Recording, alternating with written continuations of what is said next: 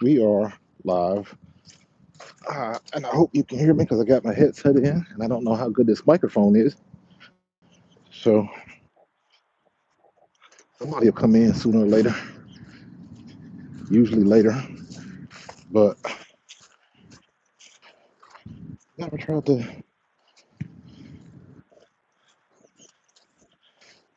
vertical stream, impromptu. Nice day today. Figured I'd get some steps in. My wife done ordered dinner and I am right down the street from the restaurant. So I'm going to get me a little 15-minute walk in, get my steps in, and go pick up this food. You heard? So I'm going to do some hills. And just to let you know, I'm not BSing. It's a real hill. So, but hope y'all been doing okay. You jumped on my stream last night. I appreciate you. And yeah, I got to get off my butt a little bit more often because it's getting warm outside and no excuse. They're going to move me from running back to defensive end. Good Lord.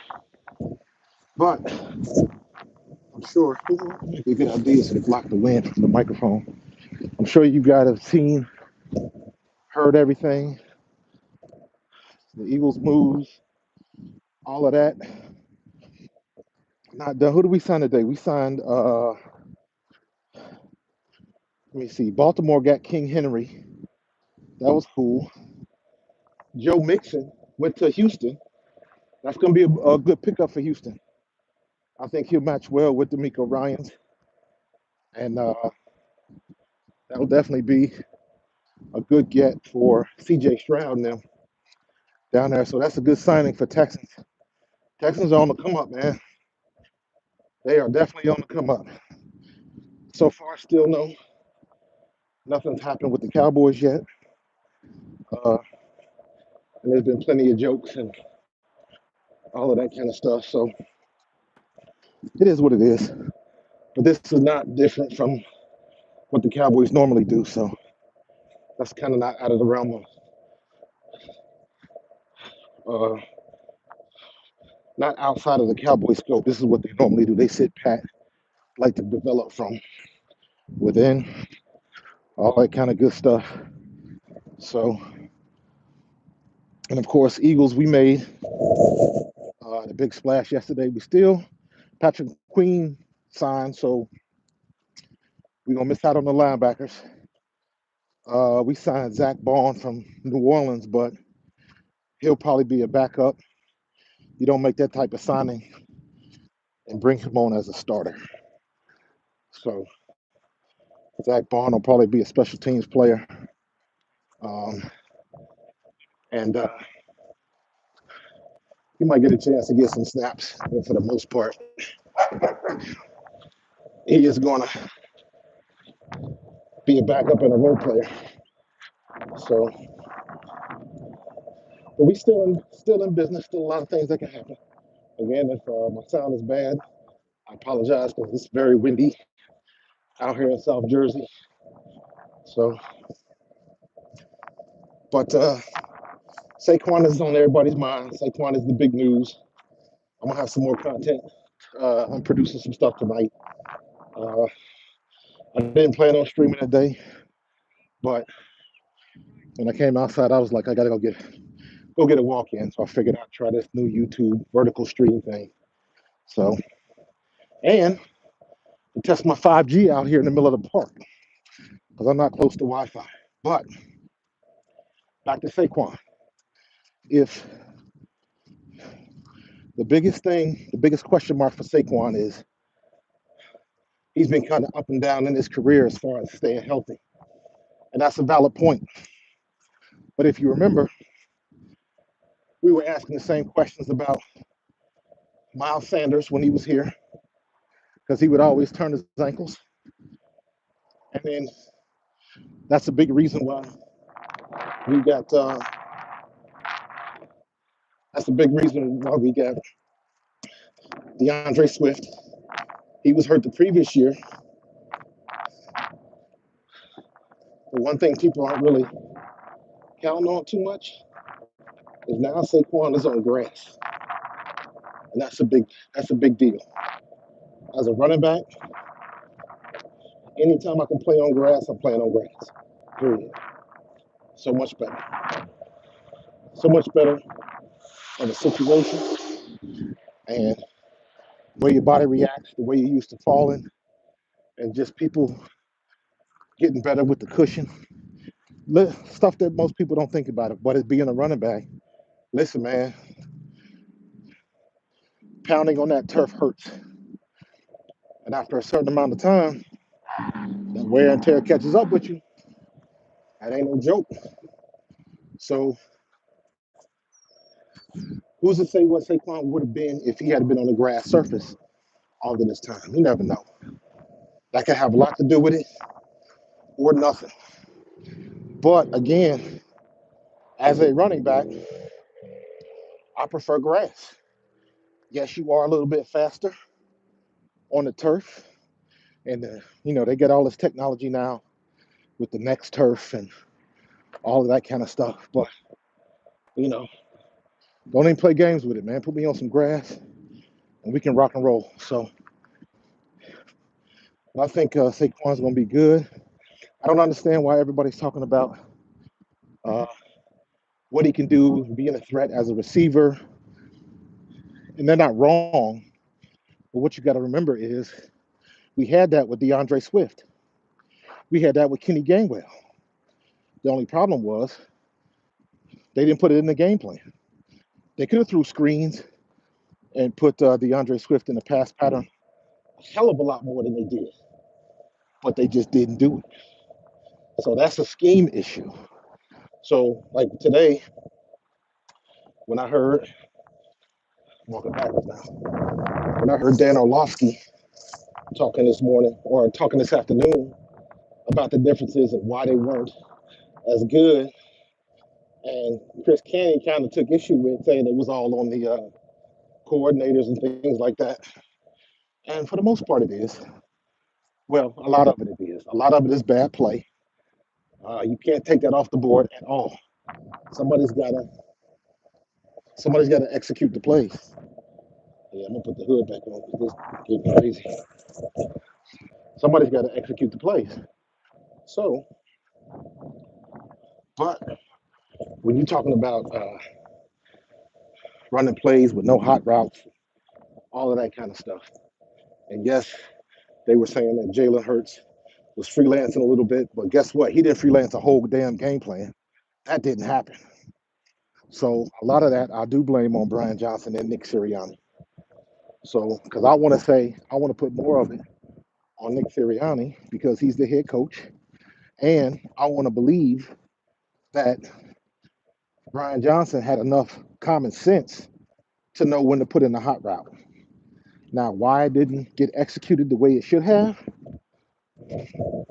That's the question I can't answer. I can't answer that question. And it'll be interesting to see what Brian Johnson does this year in another organization.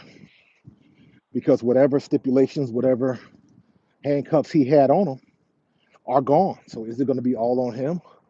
Will we even see a difference? That's the question. But as far as what the Eagles are doing, we're in good shape. We are in very good shape. We got, again, a murderer's row on offense. Now, you can always tell when you're watching media heads, and I got to say, even Chris Canny, they're not in Philadelphia. So they don't have the information that we have. They don't watch the games like we do. They're not invested in the Eagles like we are. They got to look at everything from the macro. They got to look at everything. Somebody is shoveling papers and stats in front of their face, and they got to roll with that. So they don't watch the games. They don't watch what's going on here in Philadelphia. And with that being said, what's the first thing he brings up? He wants to compare us to the problems that the Cowboys are having when it comes to all of the culture and the locker room stuff. And of course, he brings up A.J. Brown and all that kind of stuff. And again, clearly he wasn't paying attention. He got the headlines, rightfully so. He got the headlines, but that's as far as they go with it. They don't really do homework with it. They're not here. They don't see it every day. And you figure that he would because he's in New York. He's close enough. But when you study the Eagles, when you watch the Eagles, it's a little, when you're invested in the Eagles, he's got to do a show. So he's got to get a lot about a lot. We get a lot about a little, and it shows. So there is no culture issue in Philadelphia, not at all.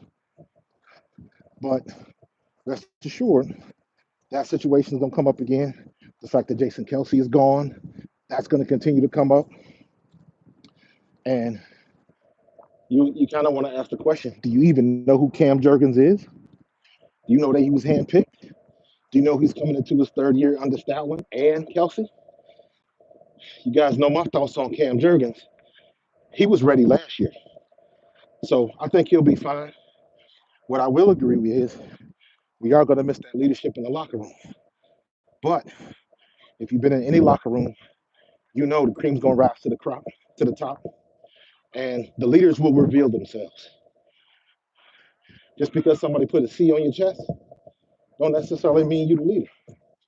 So, and I'm talking about specifically the new guys coming in, whoever they may be, because I know we're not done.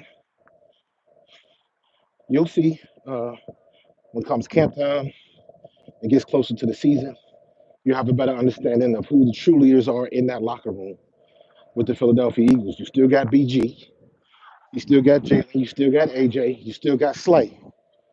So this upcoming year, I got to count Reed Blankenship. He's got to be a leader because now he's coming off a full year of starting.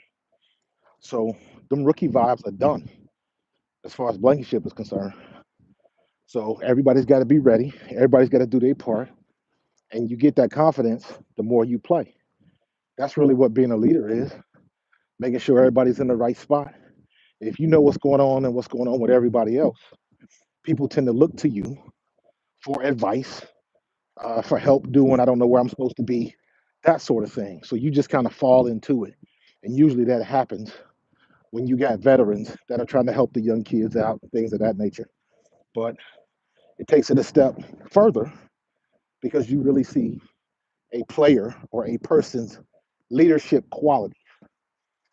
Everybody knows in your every work environment, on every team, in every building, you know people's personalities. You don't deal with people, you deal with personality. Everybody don't have the right personality to lead.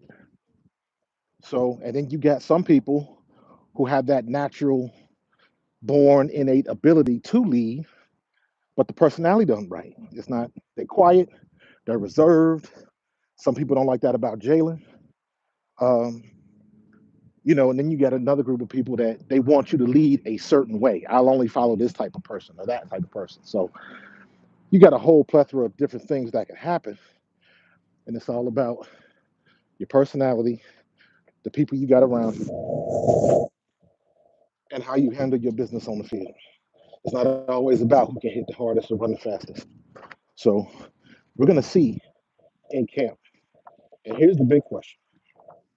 Because going into camp, we saw what happened in Detroit, right? And Dan Campbell pretty much set the tone and put everybody on notice in the NFL. He put everybody on notice. If you want to win, you're going to have to hit. You're going to have to be physical.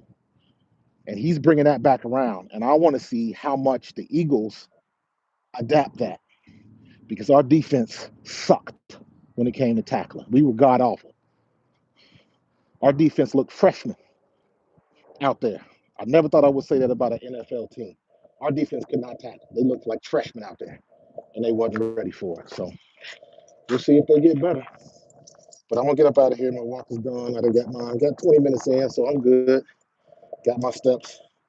I will be back on tomorrow, live at lunch at 12:10 p.m. And then I will be. I'll probably go live stream tomorrow night at 9:30. So check me out then. But I will have some produced content up tonight. So look for it. Hit subscribe, click that notification bell, and I will see you on the next one. Go Birds.